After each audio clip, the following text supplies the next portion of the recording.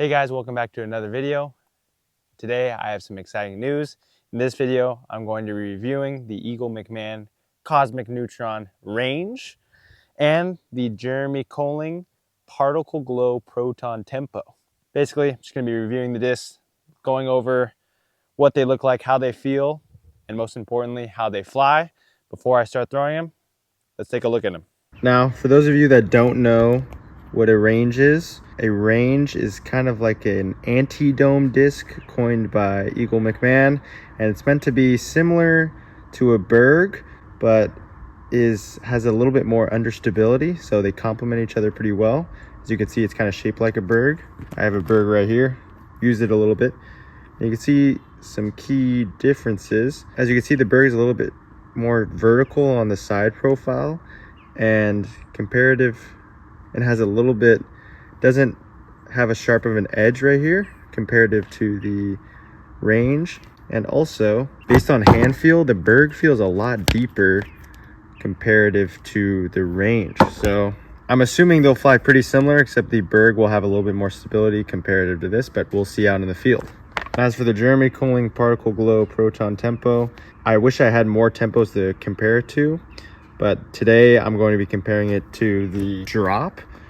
I feel like this drop feels oddly similar, except this is obviously significantly deeper than the tempo. This is probably more aggressive of a parting line and is a little bit sharper on the bottom comparative to the tempo, which is a little bit more rounded on the bottom, and obviously maybe a little bit less aggressive on the bevel.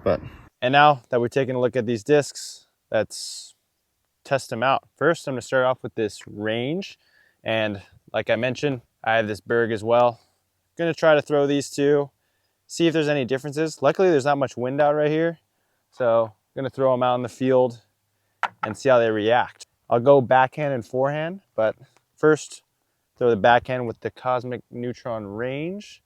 See if it gets any flip.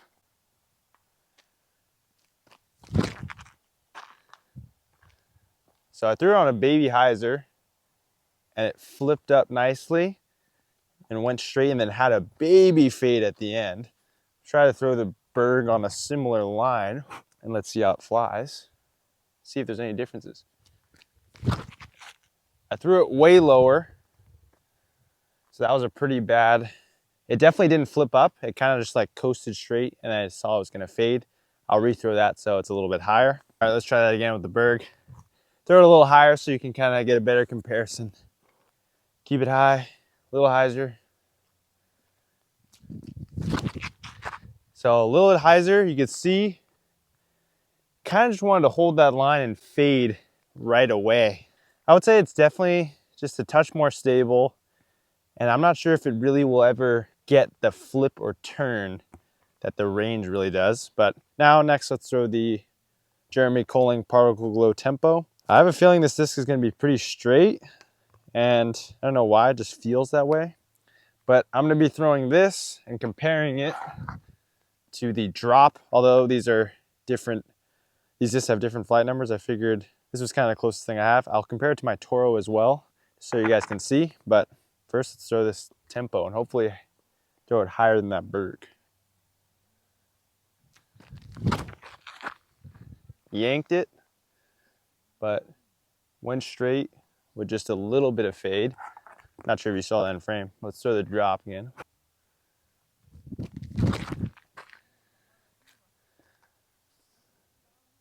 So the drop gets some straight push, but then fades pretty hard after like 150 feet. But let's get those discs and rethrow. Let's throw this Jeremy Koling tempo again. Throw it straighter, a little flatter. See how it pushes. Hopefully don't shank it.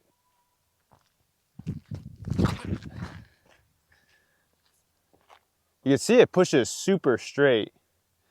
And this is like only my third time ever throwing a tempo. And most of them have been pretty stable. But this one just like kind of wants to go really straight and just barely fade at the very end of its flight.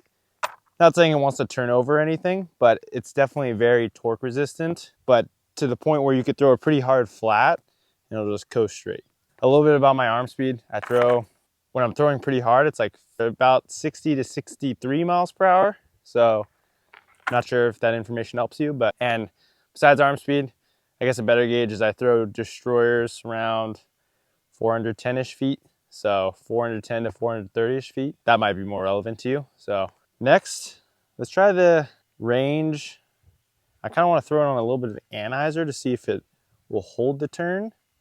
And then I'll do that same thing with the particle glow tempo. And then I'll throw these on some sidearms. You guys can see how they react. But yeah, let's get into it. I'm not good at throwing anhyzers, so I will try my best to showcase it.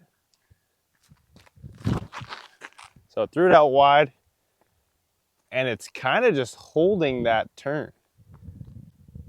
Really crazy. I'm not sure if the Berg can do that, but let's go get it. Let's go try it out with the Berg. I'm actually gonna try to put more anti on it because I just feel like it's gonna be more stable. So let's see if it could pan out like that. Yanked it, and you can see it already fights out the flat. I yanked it so hard, and it still wanted to pan out. While the other one, I kind of threw just baby anhyzer, just continued to glide to the right. And by the other one, I mean range. That's like the first interesting thing about this disc. Although it has the same anti-dome as the Cast Berg, it feels like a different disc. It's obviously much more shallow, but I think this disc is just more versatile. Like on those slower arm speed approach shots, like it'll still act like a Berg. It'll have very little glide and get that little bit of fade towards the end. But for shots where you need like a panning shot, but there's OB to the right, or you need the disc to just not glide, this disc is much better than the Berg because you can throw it more controlled and just expect the disc to not glide and still get that turn out of it. And even for actual tunnel shots, I feel like this will be super useful if you have a tunnel shot, but you don't want to go long or fade out left. I feel like this disc would be super useful because you can kind of throw a baby hyzer at it. It'll flip up straight and then just drop. While a Berg, you kind of have to be not more touchy, but you'd have to be more aware of not fading out, especially when you need to throw it on shorter distances. So this probably would be very good for those type of shots. Now let's test the stability of the tempo and compare it to the drop. Actually, we don't have to compare it to the drop because you just know it's more stable. So let's see if this tempo could pan.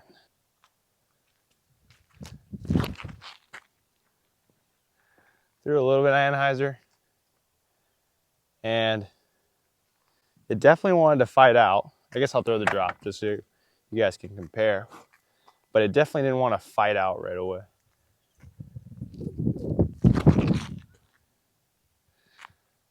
Wow, you can see the drop aggressively wants to fight out of it right when I throw the shot. But let's go collect those discs and then throw some sidearms. All right, let's throw the range on a sidearm and see how it flies. For those of you that don't know me, my sidearm is beginner intermediate level. I'd say I throw 50 miles per hour and about 260 feet max distance with the sidearm. So good perspective for those that maybe aren't so good with their sidearm, and you can kind of see how these discs would fly.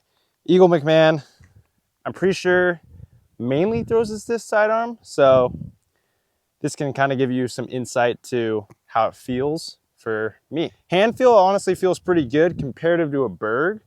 Let's just see how it flies now. Try to throw it flat with a little bit of hyzer and see how it reacts.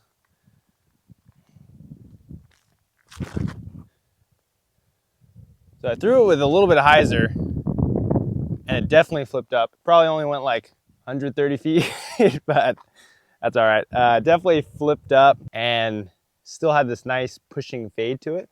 So let's compare that to the Berg and then test it with the tempo. In my opinion, the Berg's a little deeper, so it feels a little bit more uncomfortable for my sidearm. Try to throw a little bit of hyzer again, see if it flips up at all.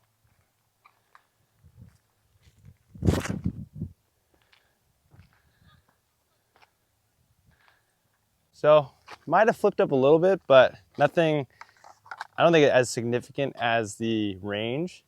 So definitely has just a little bit more stability, but let's try the tempo. This is probably the thing I'm most excited for because It feels super good in the hand. I really like flat discs for sidearm. Let's see if it flies well though. I'm not expecting too much, but let's see how it reacts.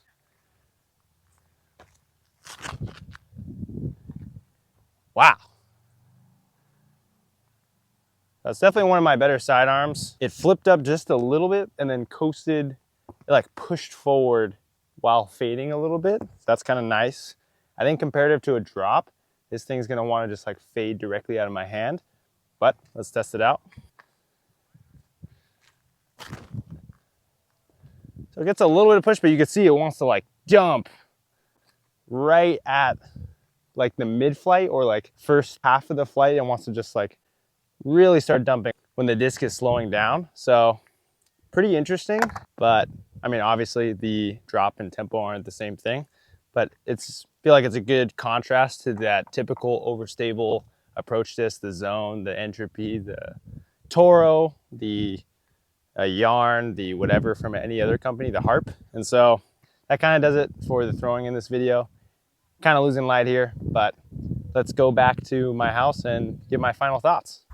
All right, guys, well, that kind of does it for this video. I guess I'll give you my final thoughts regarding the Eagle Mcmahon Cosmic Neutron range. I really liked it. I thought it was definitely quite surprising how it flew. I was expecting, since it was going to be a little bit more understable, that it would actually go further, but I guess all discs that have these anti-dome technology just don't want to have any glide, so they'll just plop down. So I don't know what they did. I guess it has something to do with the side profile, which makes it a little bit more understable than that Berg. Quite a good disc, so I was very impressed. If you're looking for that versatile approach disc and maybe you're like me and don't have as much touch, definitely would highly recommend one of these discs. And then the tempo was a little surprising to me as well in terms of how straight it was. It definitely didn't have that fade that I thought it was going to have. Typically, I think the Proton plastic makes stuff a little bit more stable, so it was surprising that when I put a lot of power on it, that it kind of just barely fades at the end. I'm sure some of you will think that tempos fly similar. I've heard plenty of people say that, but yeah, that kind of does it for this video. If you're kind of looking for that, not necessarily an approach disc, but a disc where you can torque on it and have it just push really straight and get like minimal fade, I highly recommend a tempo. Good control shot disc where you want to go a specific distance and put a lot of power into the disc. It's kind of like a stock shot hyzer disc, but obviously for mid-range shots, definitely pick up a tempo. Yeah, besides that, that kind of does it for this video. Hope you guys enjoyed the review. Sorry, it was pretty short since I didn't have much daylight, but figured I had to get this review out to you guys. I believe the North American release for these discs is February 12th, 2025. I messed up that in my unboxing video, so figured I'd fix that. And then the international release, February 19th. If you haven't already, highly suggest you pick one of these up. If you want to support me and you didn't already know, I own a disc golf shop called Disc Zone. You can check it out if you like. I'll have it linked in the description below. I have a bunch of discs up there. But I really appreciate you guys watching. Just you guys supporting my YouTube channel is really helpful for me. Thanks again for watching. I'll see you guys in the next one.